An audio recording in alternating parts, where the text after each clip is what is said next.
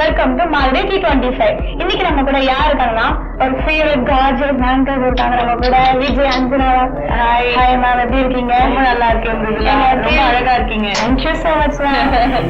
நீங்க எங்களோட அழகா இருக்கீங்க. யாருமே யாரை விட எல்லாம் இல்ல, அழகு ஒவ்வொருத்தருக்கு தனி. ஸோ அவங்கவுங்க விதத்துல அழகா இருப்பாங்க. அதுதான். நீங்க காலேஜ் வந்திருக்கீங்க, எப்படி ஃபீல் பண்றீங்க? ரொம்ப ஹாப்பியா இருக்கு. வந்தப்போவே பார்த்தேன், the vibe is amazing. எப்படா பசங்களை மீட் பண்ணுவேன் அப்படின்னு வெயிட் பண்ணிட்டு இருக்கேன். பிகாஸ் இந்த பாட்டு, அந்த சத்தம், இவங்க பாடலாம் கேட்டு என்னால முடியல இங்க உட்கார. ரொம்ப நேரமா வந்து வெயிட்டிங் ஃபார் ஆங்கரிங். ஒரு சின்ன क्वेश्चन அண்ட் செஷன்ஸ் போலாமா? போலாமே. நீங்க வெள்ளங்கமாலாம் எப்பவுமே இது நல்லா இருக்கு. ஏன்னா நான் எப்பவுமே அந்த சைடு இருக்கும் போது கேட்பாங்க, எதுவும் கேட்க மாட்டீங்கல்ல. இப்ப நான் இங்க இருக்கனால நானும் அதே கொஸ்டின் சும்மா கேட்டேன், அவ்வளவுதான். டிவில இருந்து மூவில இருந்து டிவி வரைக்கும் உங்களுடைய ஜேர்னி பத்தி வச்சிருந்தேன். மூவியா? நான் மூவில இல்லவே இல்லையே. பண்ணிருக்கீங்க? இல்லைங்க, நான் படம் நான் எதுவுமே பண்ணது கிடையாது. இது வரைக்கும் நான் வந்து ஆக்டிங் அப்படிங்கிற ஒரு விஷயம் மட்டும் பண்ணக்கூடாது அப்படின்னு.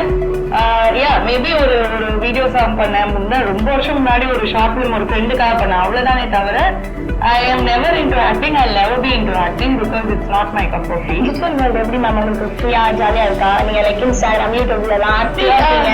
டிஜிட்டல் வேர்ல்ட் வந்து it has become a necessityங்க. இப்போ ஒரு 2 நாள் நம்ம செம்ம பிஸியா இருப்போம், இல்ல நமக்கு நம்மளே வந்து டைம் ஸ்பெண்ட் பண்ணிக்கணும்னு நினைச்சா கூட, ஐயோ 2 நாள் ஆச்சு, ஒரு போஸ்ட் போடணுமே, ஒரு ஸ்டோரி போடணுமே, எதையாவது சும்மா உட்காந்துருப்போம், காஃபி கப் எடுத்து போட்டுட்டு இதை பாருங்க காஃபி குடிக்கிறேன், இதெல்லாம் பண்ண வேண்டியதா போச்சு. It has become a necessity. I don't know if it's a boon or bane, but there is no other choice. You have to be there, do something. இல்லைன்னா அவ்வளவுதான், அப்படியே உரம் வெடிக்கிறாங்க. மேம் நிறைய செலிபிரிட்டிஸை இன்டர்வியூ பண்ணிருக்கீங்க மேம். அதுல உங்களுடைய ஒரு ஸ்பெஷல் அன்ஃபர்கட்டபிள் மொமெண்ட்னா என்ன சொல்லுவீங்க? See, I have to say, extremely, I'm very blessed that I have almost interviewed everyone.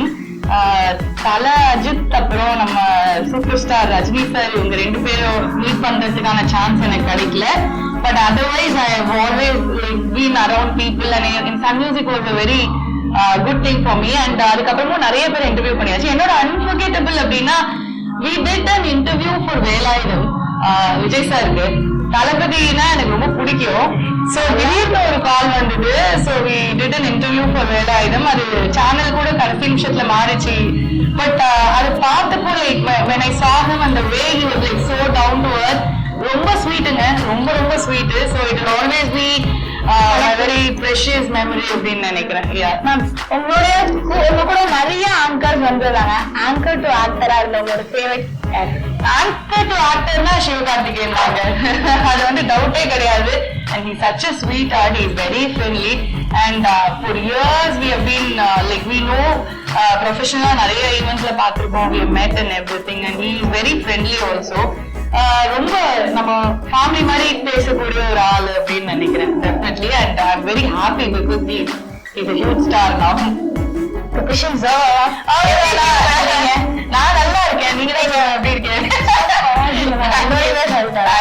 Thank you so much for having us. Precious time with us. Thank you.